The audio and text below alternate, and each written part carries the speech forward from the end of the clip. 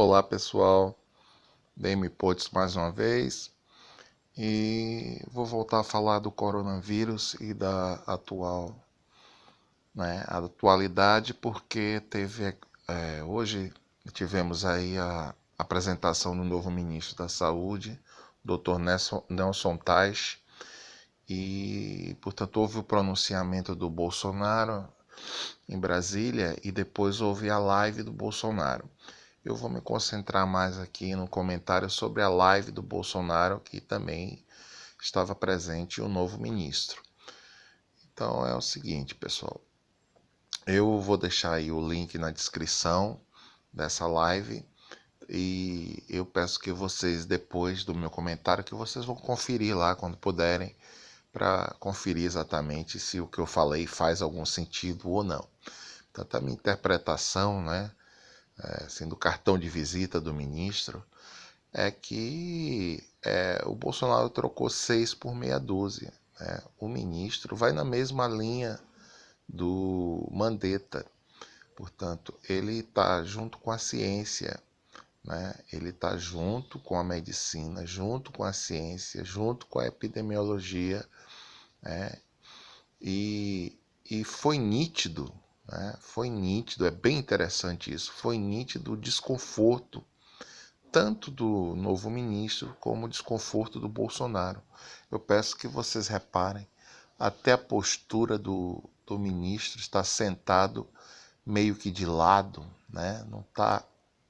Não tá em paralelo com o Bolsonaro, ele está meio que de lado, meio, né, que se virando para a câmera. E o Bolsonaro, pode reparar as caras e bocas que o Bolsonaro faz enquanto o ministro está falando. O Bolsonaro não está nada satisfeito com o que o ministro está falando, né? É um desconforto físico, né? Peço que vocês reparem isso. Então, indo pro conteúdo mesmo da fala do ministro e a fala do Bolsonaro, reparem que lá do meio para o final, o Bolsonaro... Portanto, o discurso do ministro é todo voltado para a ciência mesmo e para os dados em concretos, né? Fugindo dos achismos e contra o discurso do Bolsonaro, basicamente. Portanto, é Mandetta número 2. Então, a dada altura, lá no meio da live, o Bolsonaro vai falar da história da imunidade de rebanho, né? Ele não usa esse termo, mas na verdade ele está falando disso. Ele fala que dizem por aí, né? Ele vai explicar, entre aspas, vai explicar para o médico, né? Como se o médico não soubesse nada de medicina. Ele vai explicar, entre aspas, para o médico que dizem por aí, entre aspas também, dizem por aí que 60% da população já pegou o vírus. Isso ele tirou da cabeça dele, né? O lá do grupinho do WhatsApp dos malucos. Portanto, o Bolsonaro fala que dizem por aí que 60% da população brasileira já contraiu o vírus. Portanto, já estaria formada a imunidade de rebanho, né? Isso aí agora sou eu que estou falando. E que, portanto, já poderiam, né, obviamente, relaxar as medidas de quarentena, até porque a doença só pega nas pessoas idosas e as pessoas que têm comorbidades, que têm, né, doenças que atacam o sistema imunitário. Né? Então, ele avançou com a ideia, mais uma vez, do isolamento vertical. Ou seja, já que mais de 60% mais da metade da população, 60% na ideia dele, né, já está imunizada, e, portanto, seria questão só de proteger os idosos, as pessoas doentes, e, e o resto da população poderia seguir sua vida normal, ir para o trabalho e tudo mais. E então o médico, a resposta do médico, eu peço que vocês prestem atenção, ele rebate tudo que o Bolsonaro falou, né? Inclusive com estatística também. Ele fala que não se tem um número em concreto das pessoas infectadas, o total de infectados, mas que extrapolando aí, para mais ou menos 10 vezes o número de casos notificados. Se a gente extrapolar em 10 vezes, vai dar, mesmo extrapolando 10 vezes, você vai ter um total que não chega a 1% da população. Ele falou em 0,5%. 0,5% da população já estaria infectada com o vírus. Portanto, aí ele ainda fala claramente, com todas as letrinhas, ele diz: de 0,5% para 60% é uma diferença muito grande. Reparem que ele fala isso. Portanto, ele contesta diretamente o Bolsonaro nesse trecho aí. E ele diz assim, portanto, é uma diferença muito grande e a gente não pode tomar medidas, né, de relaxamento baseado em 0,5%. Né? Portanto, e depois ele desmonta também a questão do que ele falou sobre o, as pessoas que precisam de tratamento. Ele diz que, na verdade, até 25% da população que não é idosa e não tem comorbidades, até 25% dessa população saudável, digamos assim, vai precisar de tratamento médico. Portanto, ele mais uma vez está rebatendo os achismos que o chefe dele falou há 1 minuto atrás. Então, ele já deu o cartão de visita dele, né? Já deu todas as credenciais, ele está com a ciência. Agora, a questão que fica, para mim, a minha análise é o seguinte: até que ponto, né, ele vai se dobrar? Porque é o mesmo dilema do Mandetta. Se vocês repararem, o Mandetta tentou agradar o Bolsonaro, tentou botar panos quentes, né, e contornar a situação criada pelo Bolsonaro. E esse novo ministro, vai ter o mesmo problema. Ele tem a mesma linha de raciocínio do outro, logo ele vai ter o mesmo problema. Ou ele se dobra ao discurso do Bolsonaro, ou ele vai ter que sair. Sou eu que estou dizendo isso hoje, no primeiro dia dele lá na cadeira. Portanto, ele vai ter que mudar, desdizer completamente o que ele falou hoje, né, e passar a ter um discurso anti-ciência, ou ele vai manter a coerência do discurso dele e provavelmente vai passar pelo mesmo processo do outro, de fritura, desgaste, desmoralização e posterior exoneração do cargo. Então vocês vejam a situação que a gente está. Eu gostaria que vocês também chamar atenção aqui para a declaração do ministro Gilmar Mendes.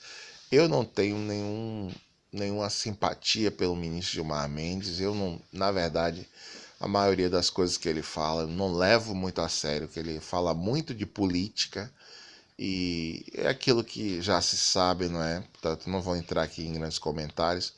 Ele não tem muita credibilidade, geralmente, no que ele fala, mas dessa vez eu vou ter que dar o braço a torcer, porque ele deu uma declaração muito forte hoje. Foi hoje ou foi ontem, não tenho certeza. E, portanto, ele disse que o Bolsonaro tem poder, mas ele não tem poder para implementar uma política pública de genocídio. Ele não tem poder para. Eu vou repetir. Ele disse que o Bolsonaro não tem poder para implementar uma política genocida.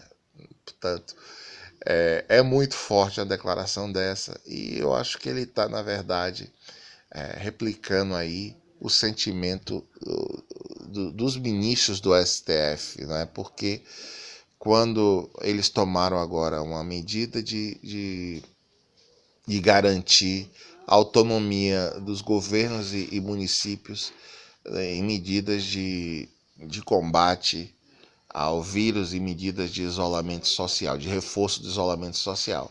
Portanto, como é que se diz? Eles estão dando respaldo para os governadores e prefeitos e foi unânime a votação. Portanto, isso demonstra que o sentimento no STF é justamente de contrariar, né, essa política do Bolsonaro aí, tá certo? De não coadunar com isso. Então eu peço que vocês também, se puderem, vejam a declaração no ministro, não é? Mas foi basicamente isso que eu falei. Como eu comentei no início, no meu comentário, houve também um pronunciamento do Bolsonaro. Antes dessa live, houve um pronunciamento também com a presença do novo ministro. E interessante que nesse pronunciamento ele tocou na situação do direito de ir e vir. Que essa questão do Bolsonaro de, e da autonomia dos governos e municípios, né, tem a ver também com essa questão tem relação com essa fala do Bolsonaro sobre o direito de ir e vir. Portanto, com a decisão do STF, né, os governos e municípios, governadores e prefeitos, né, têm autonomia para decidir medidas de restrição ao direito de ir e vir. Tá? Portanto, esse é o ponto. Né? O Bolsonaro agora está colocando essa questão para tentar gerar um desgaste, mais uma vez, nos governadores, principalmente nos governadores, e principalmente no governador do Rio e de São Paulo, que são adversários políticos dele em 2022. Portanto, ele coloca essa situação do direito de ir e vir para tentar jogar a população contra os governadores, tá certo? Que fique bem claro que isso é apenas politicagem. A questão é muito simples, pessoal. Os governadores realmente precisam tomar a rédea da situação, porque não temos liderança, né? No mundo ideal, realmente, parte das medidas deveriam vir da união do governo central, né? Se houvesse um planejamento, se houvesse uma liderança, se houvesse um presidente da República na cadeira. Né? Como a gente tem isso daí, né? Aconteceu do STF passar a bola para os governadores e prefeitos, né? Portanto, num vácuo de liderança que a gente está numa situação extrema de pandemia. Portanto, é essa situação que a gente está aí, e espero que meu comentário aí tenha ajudado a perceber a situação que a gente está, não só em termos da epidemia, mas a situação que a gente está em termos de vácuo de liderança, de uma pessoa que está dando o seu melhor para o caos. Né? O Bolsonaro, ele quer o caos, ele não se importa com a vida das pessoas, e ele está usando um problema de saúde pública, né, uma pandemia, onde milhares de pessoas vão morrer. Ele está usando isso como arma de arremesso, né, num joguinho político eleitoral.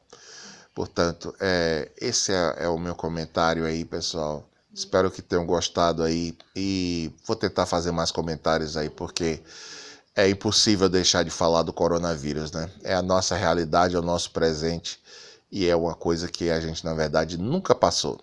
Portanto, é importante demais para a gente se omitir de falar sobre isso, tá bom? Um abraço aí e até a próxima.